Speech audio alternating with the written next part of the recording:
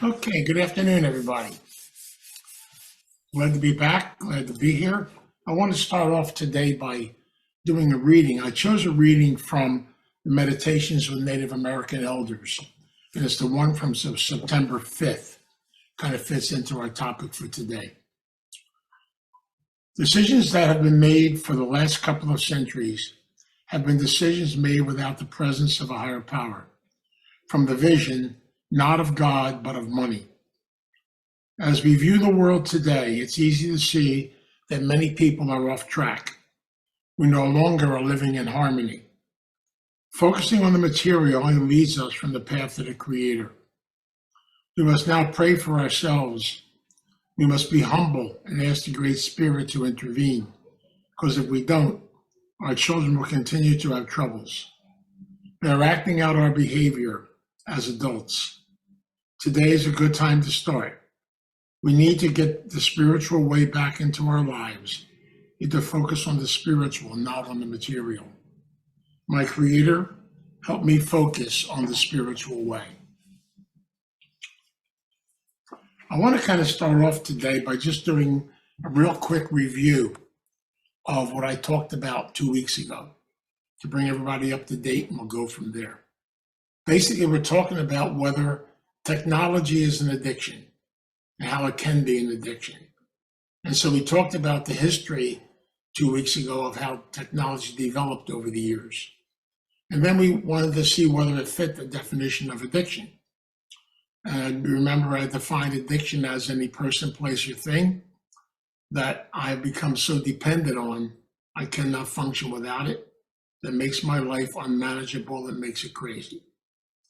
And basically, we talked about your own personal relationship with technology. So the real thing we want you to do as we go through this process in this series is look at your own self. What is your own personal relationship when it comes to technology? Because each one of us has to answer that for ourselves. As a result, then, we talked about the negative and positive aspects of it. I'm not going to go through them all. I'll just give a highlight of a couple of them. Negatively, the loss of our individuality, sometimes a sense of isolation, and basically, on the positive side, this does open us up to a new world, and basically, we're able to share positive thoughts and connections with others, and it also connects us with our family. So there's a lot of positives, a lot of negatives when it comes to technology, but it comes down to the individual fact of where are we? And how does technology affect us on a personal level? And I finished off that first week by talking about what I call the 4 words, the 4 very special words.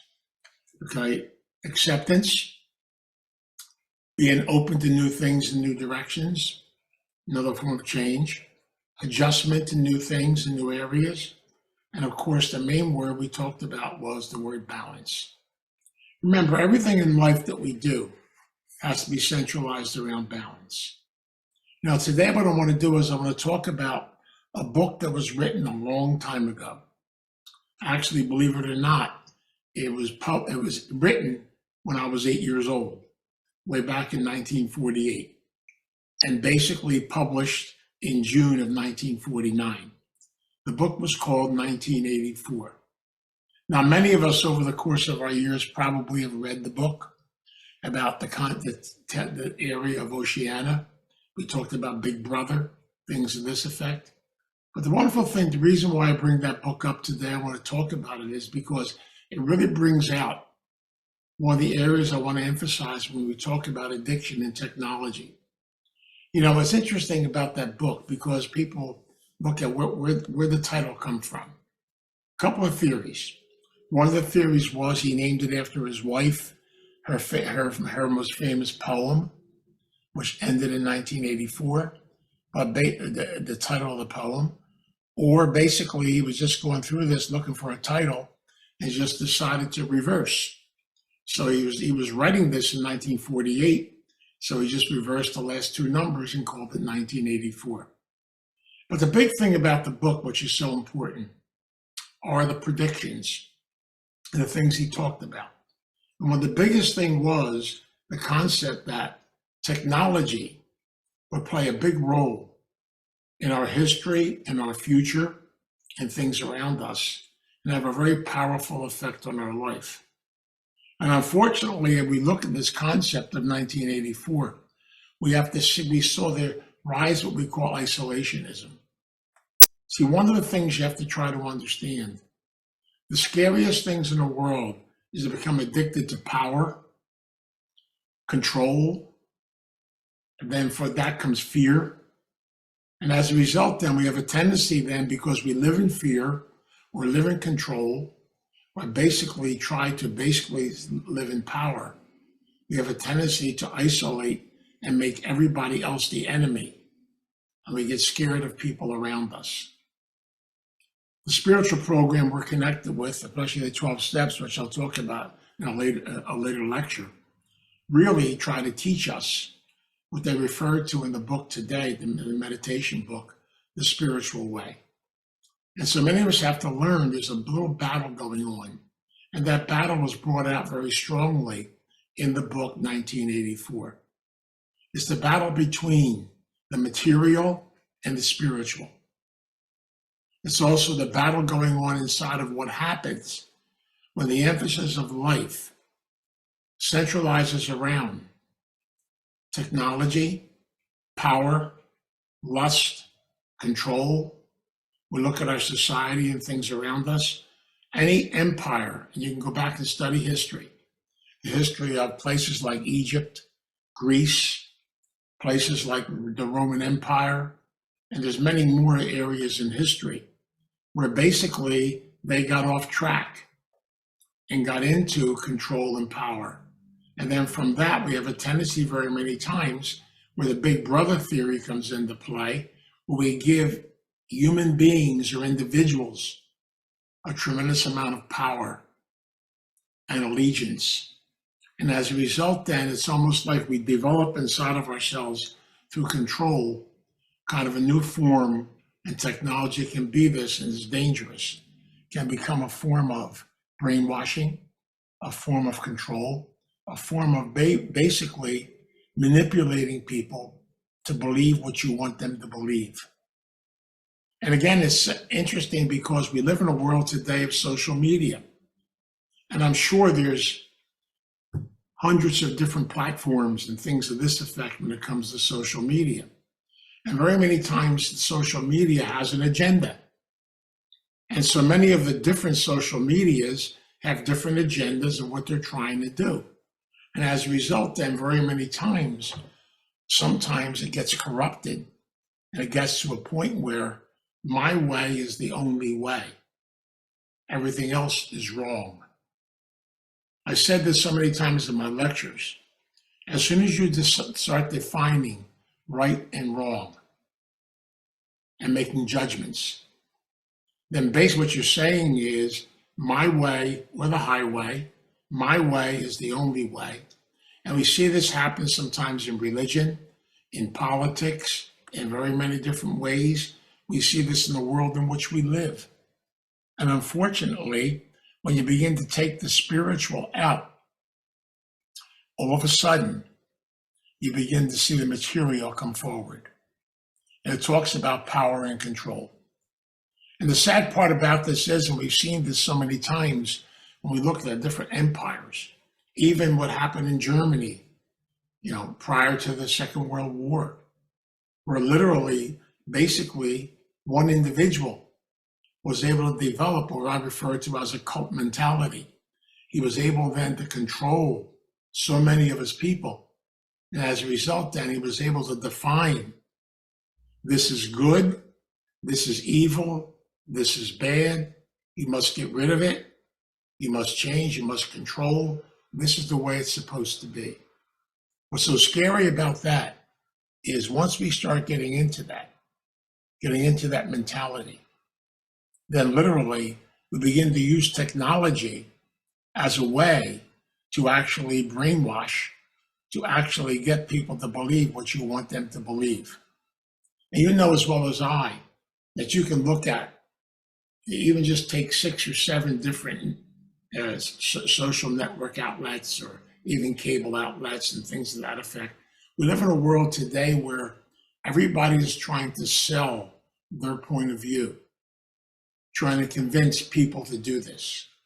We even see this in other areas of life today, where basically money has literally gotten to a point where it has taken over areas of religion, it's taken over the sports world.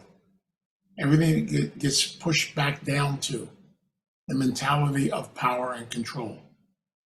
I mean, basically, I joke in my own life because I remember back in the 40s and the 50s going to baseball games and paying 15 cents and 20 cents for a doubleheader. Today, what do you pay? $135, $40, $50? Yeah, it's so different today.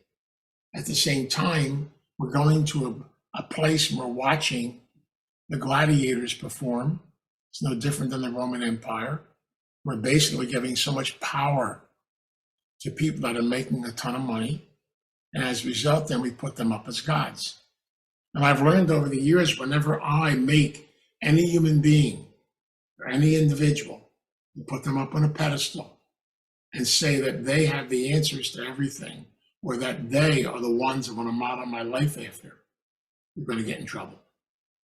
And I bring this out today. That's why I wanted to use the book 1984, because then we start getting into some of the things we're seeing today. No different than back then. Censorship, a loss of freedom, things of this effect. So there's all danger points that come up for us. Well, let's go away from that for a couple of minutes and talk about the thing I really want to talk about today.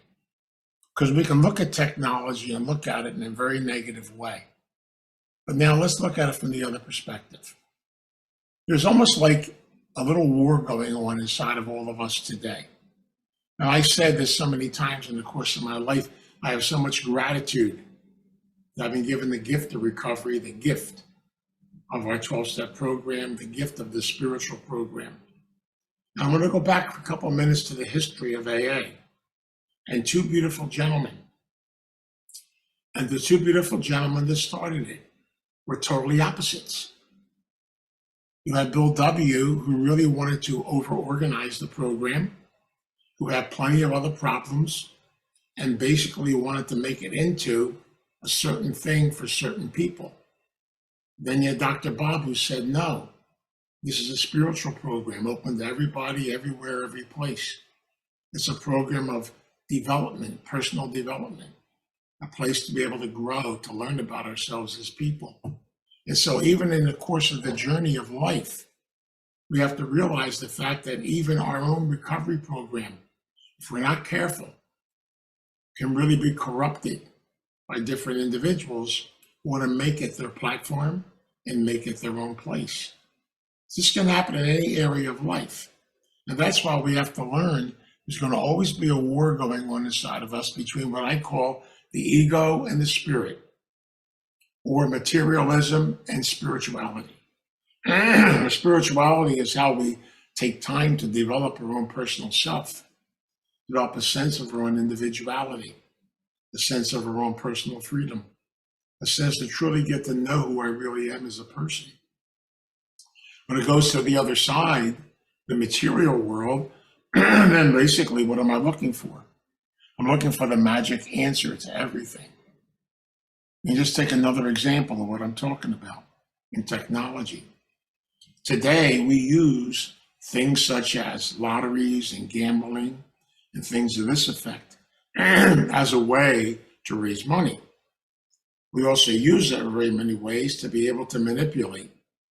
And so basically, I'm looking for the magic. Now, is money the magic? Is power the magic? Is control the magic? My response is no. The real magic of life is simplicity, is being able to live a life centralized around prayer and meditation, a life that fills my soul every day, a life that I'm able to learn some of the basic principles. For example, to give is to receive, to share is to be more open, to be able to support one another, to stay away from judgments. So look at the simple slogans of our program. Keep it simple. Take life one day at a time. Realize the fact that but for the grace of God, to live in your own place and be able to realize that you're on a journey, but you're not on a journey alone. And so if I work on me and take care of me, and I don't share the gift of myself with others, the gift inside of me is going to die. And that's why it's so important for us to realize the fact that I am an individual, I am a person. At the same time, I am part of a group, I am part of others, I'm part of a family, I'm connected to one another, and I'm learning and growing from the people around me. And that's really important. And I really think they were trying to say that to us and telling us to be scared of the concept of Big Brother. You know, we can become so comfortable with technology that literally after a while, we become so dependent on it, we can't function without it. We can't even communicate without it. Like even today, I can use Zoom in a positive way to reach different people, or I can actually use it in a negative way. I can use it as a way to control people. And so really in reality, I have to open up the door and try to build and develop a sense of my own spiritual self, to go back to the basics, go back to fundamentals, go back to the simplicity things. You know, sometimes I always get a kick out of a gentleman whose prayer we say all the time in 12-step programs. His name was Francis of Assisi. And the thing that was so beautiful about him was he was this free spirit. He never worried about anything. He used to always say, why do we worry? Is it about how many things we have? Or is it about your spirit? It's about what's going on inside of you and your heart. You see, so many times in life, what am I looking for? I want to have material comfort, which is normal. I want to be able to have things so I'm able to feel comfortable, normal. But at the same time, am I someone who shares my gifts? Am I someone who takes the gifts God has given to me and puts them out there and shares them with others? Because I've learned in my own life that when I share and when I give, I receive. So it's the little things that make life what it's supposed to be. And so I wanted to use this concept of this book to teach us something that we have to be careful of.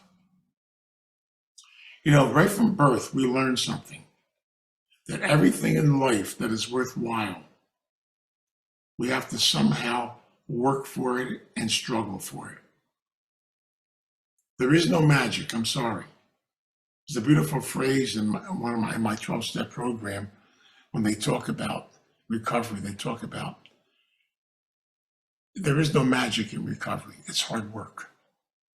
Investing in yourself, investing in your personal growth is hard work. It means making an investment in you as a person.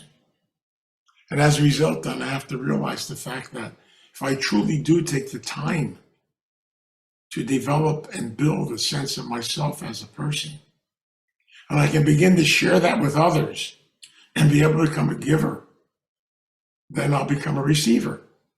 There's that balance again in life. But if I want everything just to be me, and I'm going to hoard it and keep it deep down inside of me, and eventually what's going to happen is I'm going to basically die on the inside. And I realize so many times in life, we get so caught up in, if only I would hit the lottery, if only I would make a lot of money, if only this would happen, if only that would happen. No. Things will be taken care of.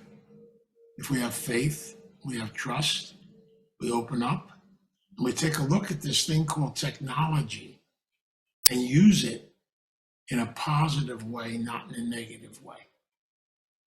It's so easy to become judgmental because, again, how dangerous this can be. The thing we have to be careful of is, are we giving up our own individuality? Are we allowing the world we live in? I'm going to be very honest with you. The world we live in here, even in our country or any other country, you know, countries come and they go. Systems come and they go. But it comes down to people. We make up what this country is. We make up what the world is. And I'm learning more and more through technology. If I can open my doors and learn from different ways of life, different cultures, different backgrounds, different individuals. There's so much in life that we can experience and learn from one another. Now, thank God, in many ways, many of these doors have been opened. But unfortunately, also, there are people who are trying to close them. And so therefore, we have to be able to be on vigil and realize the importance of not giving so much power to individuals, but to give it back where it belongs, to our higher power, to a higher presence, to something greater than ourselves that's guiding us on our journey. And that's where it's so important to go back to the spiritual. Even in scripture, it's amazing. St. Paul says it, many people say it. He said over and over again, the law or control can destroy. The spirit of the law is how we live. Everything comes down to the spirit inside of me, so we have to ask ourselves some questions. What is my relationship with technology? Am I using it in a positive way? Am I using it to be able to help my personal growth, to be able to grow and become a person? Or do I keep looking for someone else to tell me who I am? Nobody else can tell you who you are. Want to know why? Because each and every one of us is unique. Each and every one of us is special. Each and every one of us are one of God's creations. And therefore, as we open the door, and we look at it, we realize the fact that material things come and go. We have our journey, our life, how we live, where we're situated in the course of our journey is what's important. So we have to ask ourselves questions again. Am I a slave to technology? Can I actually function and get along without it? How much power do I give to it? How much power do I give to systems? Because last time I checked, all systems have flaws, no matter what they are. And that goes for every area of life. I can very easily, through elements of technology, I can use it to manipulate. We can use it to make a lot of money on scams. We all have experienced this in the course of our journey. And as a result, then we got to be very careful. And we can very easily also get caught up in advertising. I remember in my own journey when Facebook first started and I got involved in it, it was a pretty simple operation. But as time went on, it became more complicated. Then all of a sudden now, every day, they're trying to sell you all these magic cures to everything. All these fundamental things. If only you buy this, if only you buy that, if only you go here, this will change your life. This will make you younger. This will do this will do that. But in reality, all they're interested in is bringing you in to make money from you. Whether the product works or not, I don't know. The bottom line is, I have to look at these things and realize the fact that there is no magic. Growth, learning is work. And it's okay. And my recovery, if I'm going to live my recovery, I have to work at my recovery. I can't just basically take it for granted. That goes for everything in life. Sometimes we got to start from the bottom and work our way back up.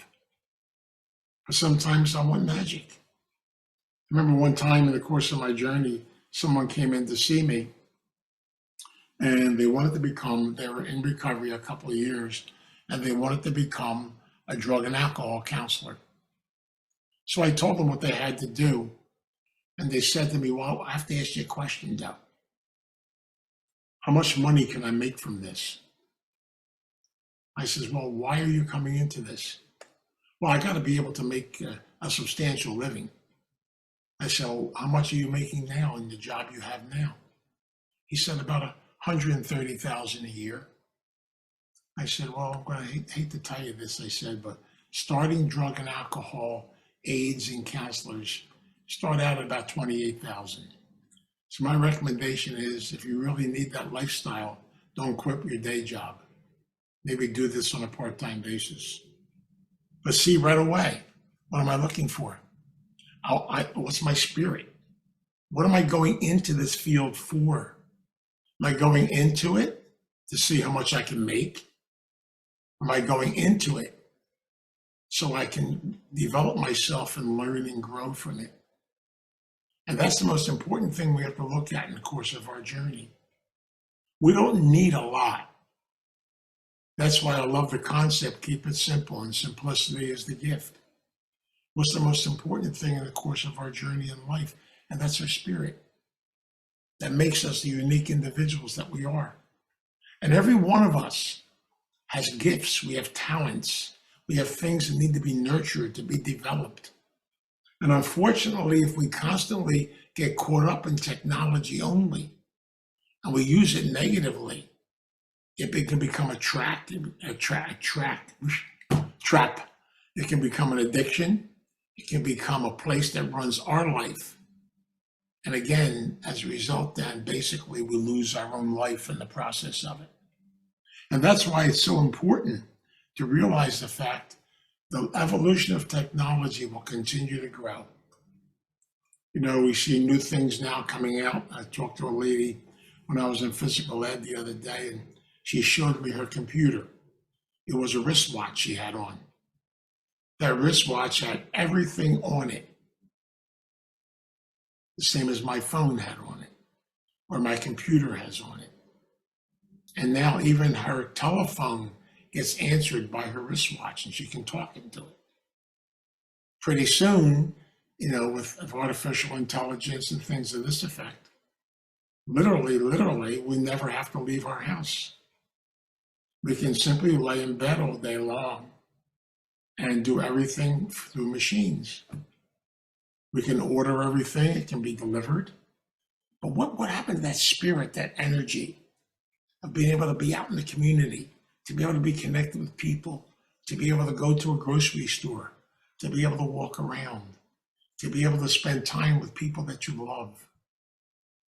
The positive side about it is my daughter lives in Montana, and I thank God for Zoom because I'm actually experiencing and being part of my grandkids growing up as a result of a piece of technology. I use that, using it positively. It connects me with my other grandkids in Chicago. And in a way, it's a way to stay connected with different people in different directions. In my 12-step program, I'm connected with people from different parts of the world. And I love it. It's all positive. It's all good. We have to be able to look at it in a positive way. So I have to realize the fact that, what is it doing for me? Here comes the $64,000 question. When I look in the mirror, what is my personal relationship with technology? I had the experience while I was away on vacation for 4 days to literally put my phone down, to spend 4 days without a telephone. I loved it. It was so nice. You know I came back and there's a ton of messages and stuff to that effect, but that's okay. But the world didn't come to an end. Nothing ended. But I had time to do a little retreat for myself, to be able to relax. So ask yourself some of these questions. I have to answer them every day. Does technology run my life? Am I able to get along without it? What would happen if in a new world, I said this in the first talk, we live in a world today where, who knows, where basically we can become so dependent on technology that if countries might have waging wars where they try to knock out technology. Will we be able to function? We'll be able to add and subtract. We'll be able to get through life, we'll be able to realize the fact of how simple and beautiful life can be. And yet we have to realize the fact that, yes, there are many, many people, basically, that literally are looking at this through the eyes of the material, through the eyes of money, through the eyes of power. And again, we have to realize this is part of a real world that we live in. It was a part of all the other places we lived in. But then we have to ask ourselves a question. Do I want to give my freedom up to a machine and give it up to areas where I no longer communicate? One of my fears is even many of the video games and things of this effect that promote violence, craziness, it's almost like violence is becoming almost normal. And again, it's promoted. We don't realize it, but in very many ways, techniques are being used to literally try to brainwash you into thinking things in different ways. And again, the most vulnerable population are our young people. The other area too, using technology to bully, using technology to control situations and people. And so the question I've got to work on, the most important part of what we're talking about today is, I look back on the book 1984, and I'm grateful for the book, I really am. Because I think in the book, when I read it and I took a look at it and different parts of it, it really gave me some warnings. It's like a shot over the bow. It gave me warnings about the future and warnings about the fact, not that, it's supposed to be fictional, but it really wasn't that fictional when you come right down to it. That literally I have to look within my own face, in my own mind, and my own heart, and my own spirit. And what is my personal relationship with technology? That is the major question we have to ask ourselves. Do I use it in a positive way? Can I shut it off and take time away from it? Or do everywhere I go, do I have to carry this with me? Is this the new person in my life where I can't live without it? Or do I have a life beyond this? What are my talents? What are my gifts? Am I developing them? Or am I becoming dependent on my talents and gifts through a machine? It's interesting sometimes I say it's a shame that, doing research now is so easy to do research. What you got to do is have this personal relationship with Mrs. Google. I call her Mrs. Google. You can call her Miss Google, whatever you want to call him, Mr. Google. But it's almost like Google has become a way of life because everything's on your fingertips in one instant. Now, in certain circumstances, that's good. Other circumstances, it's scary because it takes away the fact of us using this brain. And what scares me a lot is we're having many, many more people moving into dementia and Alzheimer's. It's becoming a gigantic situation in our society.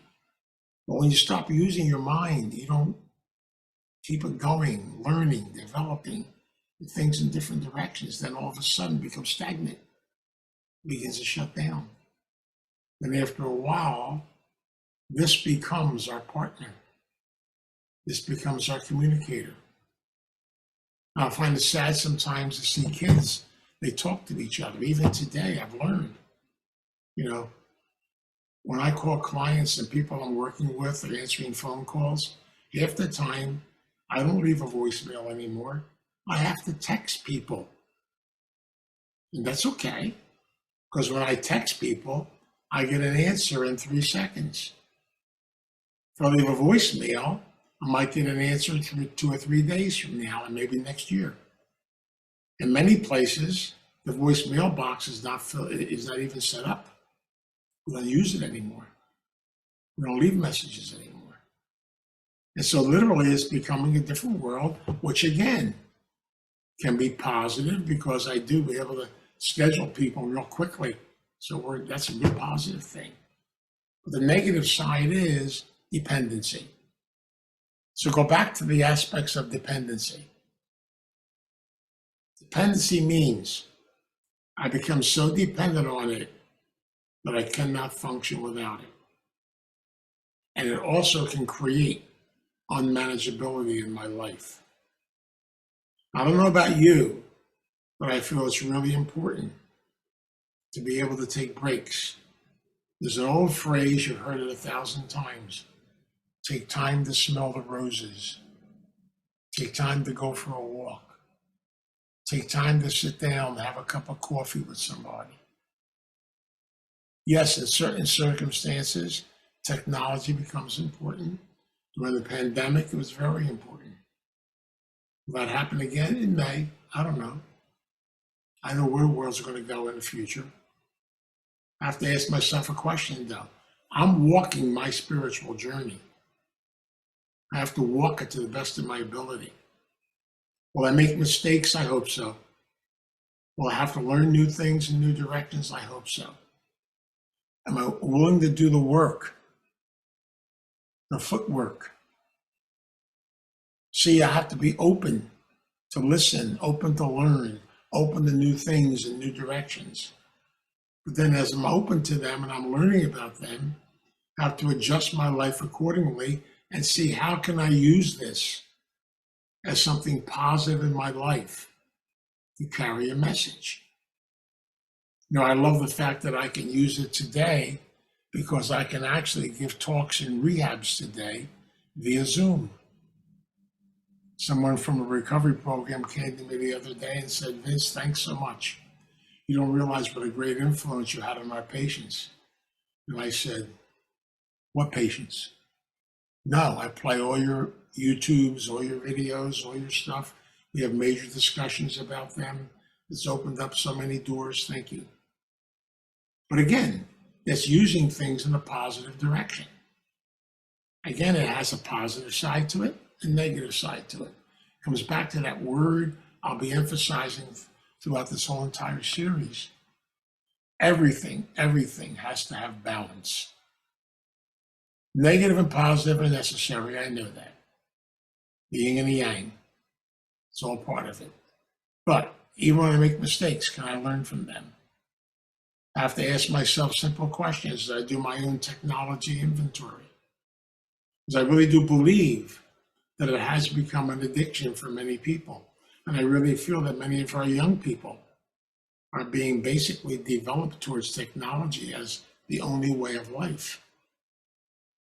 But again, is it about power, control, fear, or is it about spirit, joyfulness, peacefulness, openness, learning, change, new directions? See, it's not going to go back the way it was back in 1950 and 1960, 1970, it's all over, it's history. But I can go back into history, just like this book, 1984. I can go back and look at it and realize the fact that it was saying some powerful things back then. Do they apply to my life today? Possibly. Only each of us as individuals can answer that question. It's only from doing our own individual work that we do our growth. And yes, it's very easy, to realize the fact that I've got to develop an open mind. I have to be open to new things and new directions. But at the same time, I can't give them power over me. And that's where prayer, meditation, the steps, the program teach us the value of our individuality, our personality, the value of our person. It's interesting. I've often said the 12 steps are 12 spiritual principles that teach us self-love, self-awareness, self-discovery, beautiful sense of ourself, so that later on we can go out and share that with others, to give the gift to others. And that's where that beautiful slogan, to give is to receive. When you share something, it comes back 100-fold, it always does. My wife and I have talked about this all the time. We've learned not to worry about whether we'll pay this off or pay that off. We'll do the best we can do. If we can do something, we'll do it. If we can't, then we'll do without it for the time being. Maybe later on it'll work out. Patience, being open, learning. Good. That's why I always say the prayer of St. Francis is so beautiful, so simple and so plain. They even have it in our recovery program, which is a big part of it, interconnected with step 11. And to realize that the prayer of St. Francis teaches us the simplicity and the beauty of life. And so my word today and my prayer is going to be, let's stay connected. Let's use technology in a positive way. Let's learn from the past. Take some time to go back and look at that novel, 1984. And it's amazing how much is in it in many different areas of our society today. But to realize the fact that we can't go back to 1984 or 1949 or any times, because basically so many times we have people come into our life, I call them messengers. The old days, they call them prophets, people that brought messages and things to people.